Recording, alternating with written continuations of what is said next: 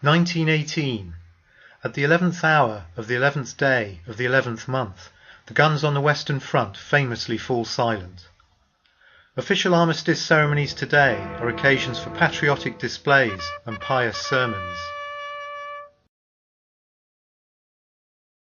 But why exactly, with a decisive victory over Germany so close, did the Allied powers agree to stop fighting in the first place?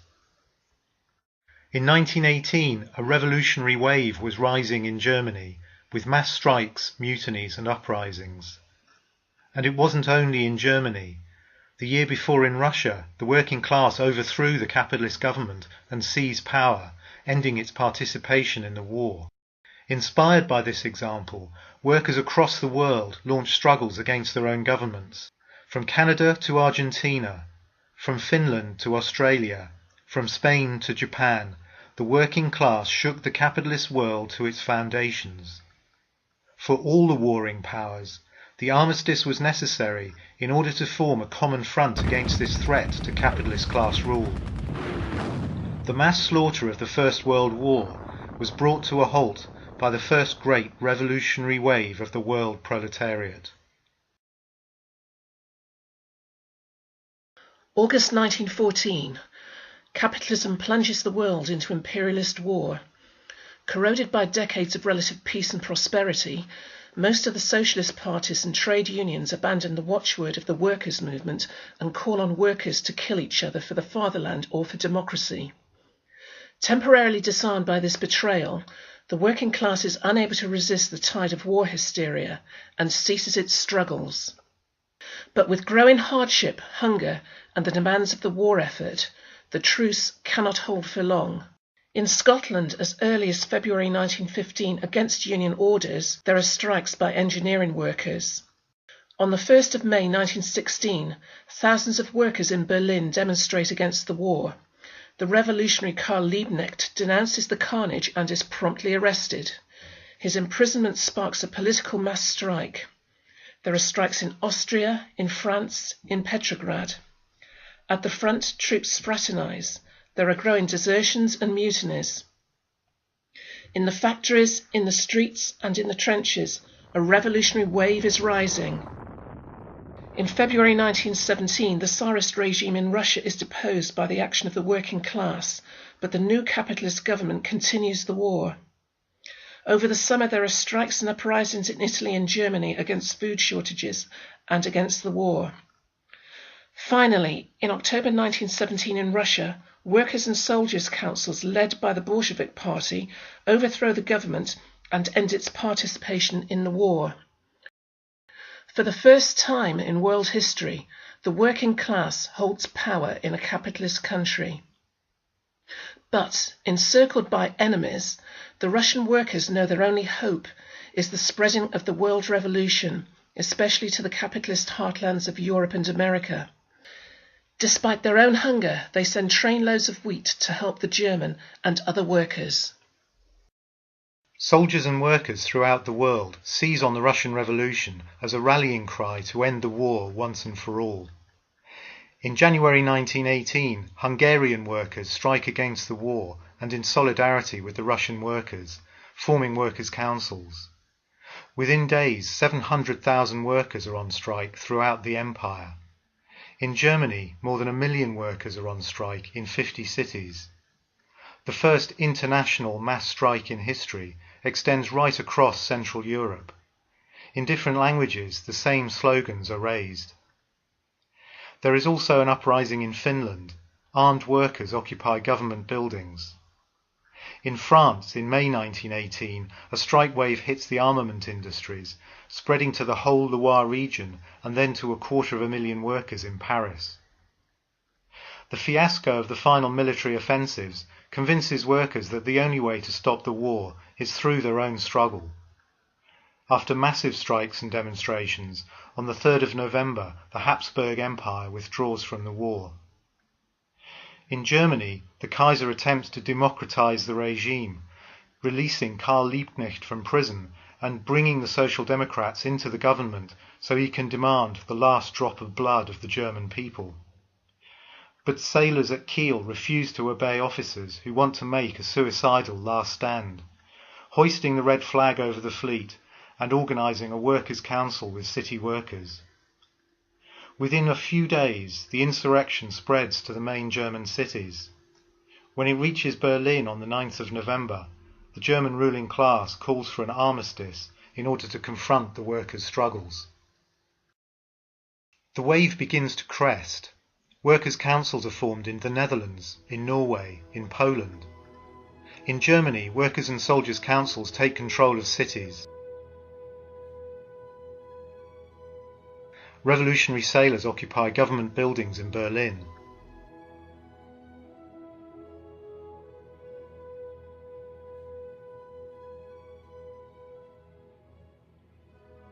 In Austria, a republic is proclaimed, but demonstrations of tens of thousands of workers call for the dictatorship of the proletariat. In Spain, there is a general strike in Barcelona of more than 100,000 workers. In Hungary, workers' councils declare a Soviet republic.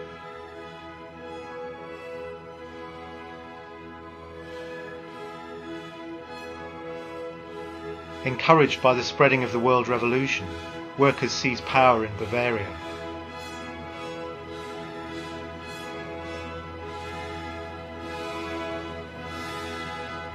In Moscow, at the initiative of Lenin and the Bolsheviks, the Third or Communist International is formed to replace the Second after its collapse in 1914. Its founding congress calls for the worldwide overthrow of capitalism by the workers' councils, led by a World Communist Party.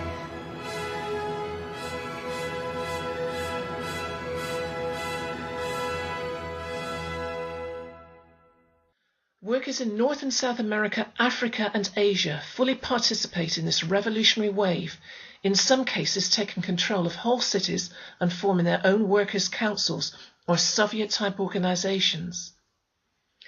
In May 1917 in Brazil, encouraged by news of revolution in Russia, strikes break out in Rio de Janeiro. In July, a mass strike breaks out in the Sao Paulo region against the intolerable cost of living and especially against the war. In what becomes known as the Sao Paulo Commune, workers take control of the city. A mass strike also grips eastern Australia for 5 months in reaction to the war. It spreads from the railways to the mines and the docks, involving nearly 100,000 workers who form their own defence committee. In 1918, Japan is swept by the biggest wave of struggles in its history against the effects of the war. From major industrial centres and coalfields to rural fishing villages, thousands of workers fight for higher wages and better working conditions. In 1919 in Buenos Aires, after the murders of 4 striking workers, a general strike brings the city to a halt, provoking further repression. Workers raid armories and form militias. After a week of street fighting and artillery bombardments, 3,000 workers are left dead or wounded. In Seattle, a strike by shipyard workers spreads to the rest of the city. Through mass assemblies, workers control supplies and organize self-defense against government troops. 400,000 steel workers also strike, confronting the US Army. In South Africa, a strike for higher wages by white workers spreads to all of Johannesburg. The strike committee forms a Soviet.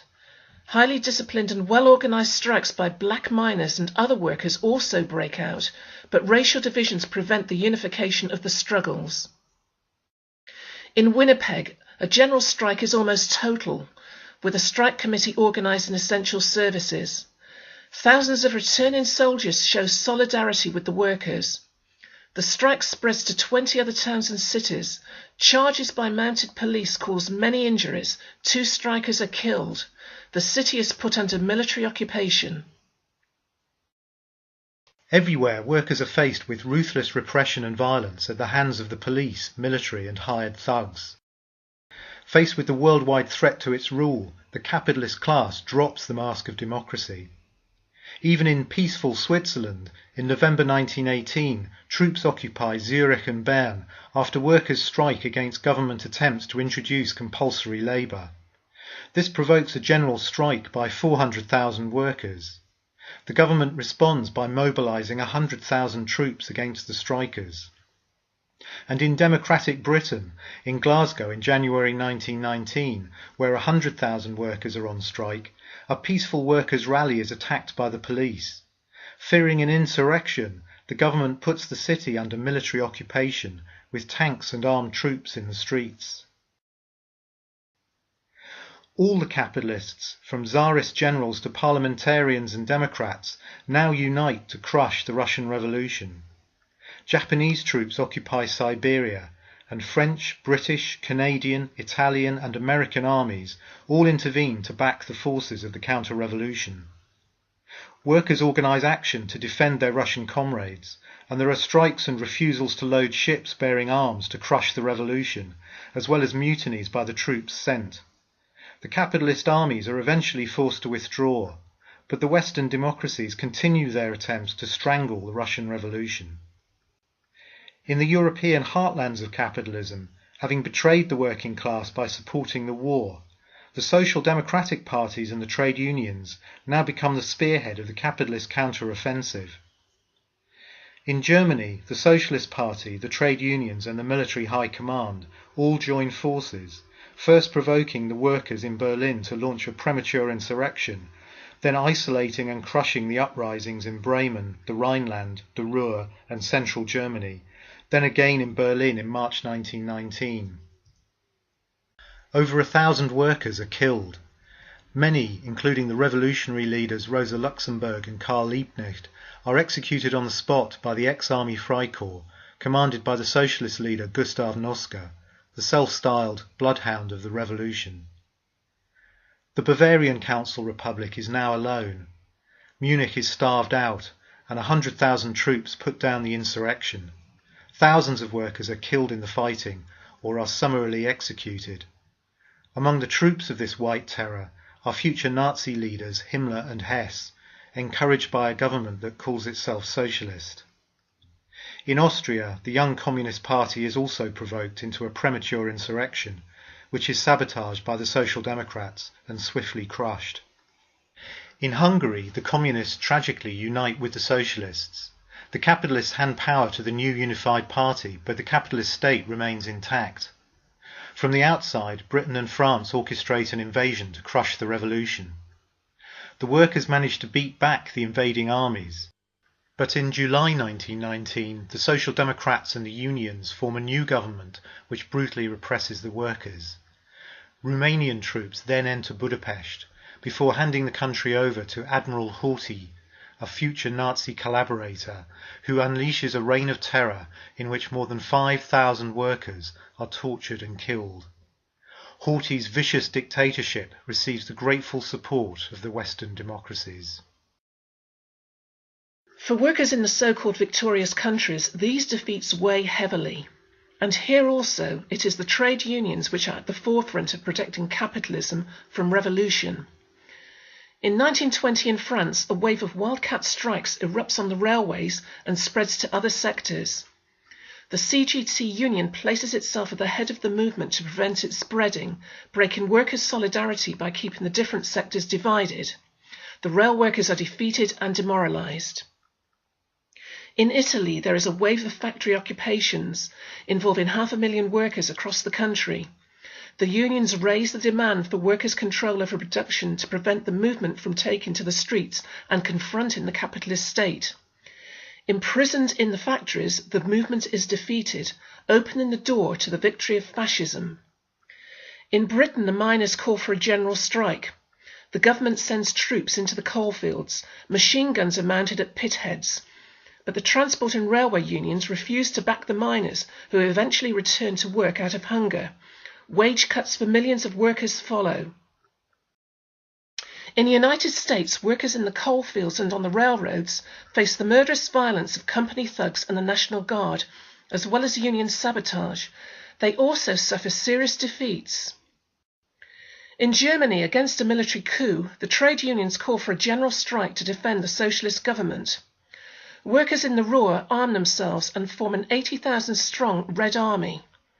The coup is swiftly put down.